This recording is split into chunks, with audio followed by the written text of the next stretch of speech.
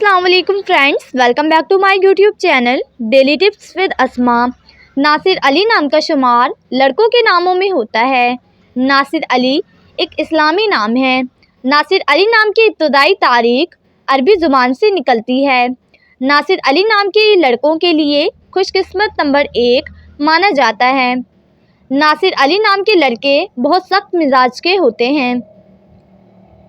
नासिर अली नाम के लड़कों के लिए खुशकिस्मत दिनों में इतवार और मंगल का दिन शामिल है।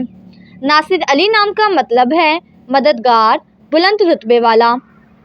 नासिर अली नाम के अफराद के लिए मुवाफिक पत्रों में पुखराज पत्थर शामिल है। नासिर अली नाम के लड़कों में ज़्यादातर मेहनती लड़के पाए जाते हैं।